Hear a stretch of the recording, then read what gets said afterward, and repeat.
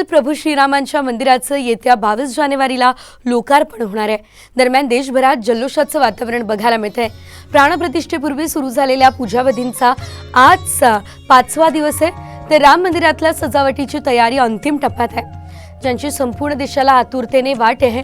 तर अशी श्रीरामाची मूर्ती गर्भगृहात विराजमान होण्याची दाट शक्यता आहे। तर आज राम मंदिरातील असणाऱ्या गर्भगृहाला 81 कलशांमधून देशातील विविध नद्यांच्या पाण्यानं पवित्र केलं जाईल आणि सामान्य नागरिकांसाठी आजपासून मंदिर परिसरामध्ये बंदी सुद्धा असेल। या संदर्भात अधिकचे अपडेट आपण घेऊयात आमचे प्रतिनिधी अक्षय बडवे यांच्याकडून। अक्षय, आपण बघतोय केवळ आजचा दिवस आहे आणि उद्या प्रभू श्रीराम जे आहे, परवा प्रभू श्रीराम हे अयोध्येमध्ये विराजमान होतील। केवळ आज एक मध्ये दिवस आहे ज्या दिवशी पूजाविधी जे आहे ते मोठ्या प्रमाणात पार पडणार आहे।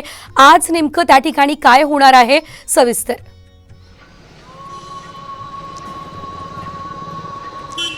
नक्कीच आपण जर बघितलं तर मुख्य प्राणप्रतिष्ठा सोहळा जो आहे तो 22 तारखेला पंतप्रधान नरेंद्र मोदी यांच्या हस्ते होणार आहे। मात्र त्यापूर्वी जे धार्मिक सोहळ्याला गेल्या 5 दिवसांपासून सुरू झाली, आजचा जो दिवस आहे तो 5वा दिवस आहे आणि आजही राम मंदिरात काही धार्मिक विधी केले जातील। यातला प्रमुख विधी असा असेल की जो मुख्य गर्भगृह आहे त्या गर्भगृहात देशातील ज्या प्रमुख नद्या आहेत तिथून आलेलं 81 कलशातलं पाण्याने ते संपूर्ण गर्भगृह जे आहे ते पवित्र केलं जाईल। त्यानंतर रामाची जी प्रतिकृती आहे, रामाची जी मूर्ती आहे, माफ करा, रामाची जी मूर्ती आहे त्याला फलादिवास आणि पुष्पादिवास त्या मूर्तीला केला जाईल। पुष्पादिवास म्हणजे याचा अर्थ असतो की फुलांमध्ये जी मूर्ती आहे ती काही वेळासाठी ठेवली जाते। त्याच्यानंतर फलादिवास म्हणजे काही जे विशिष्ट फळं आहेत त्याचा नैवेद्य म्हणून रामाच्या मूर्तीला त्या फळांमध्ये काही वेळ ठेवलं जातं।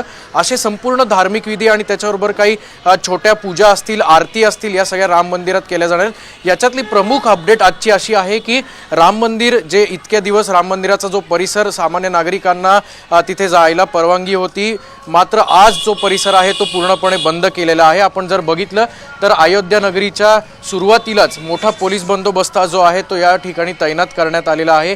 बॅरिकेडिंग टाकलेलं आहे की कुठलाही अनुचित प्रकार घडू नये याच्यासाठी पोलीस जे आहेत ते देखील सतर्क झालेले आहेत। अवघे 2 दिवस या मुख्य सोहळ्याला राहिलेले असून प्रशासन जे आहे ते देखील सज्ज झालेलं आहे आणि तशीच अयोध्या नगरी जी आहे ती देखील आता आपल्याला राममय झालेलं पाहायला मिळतंय।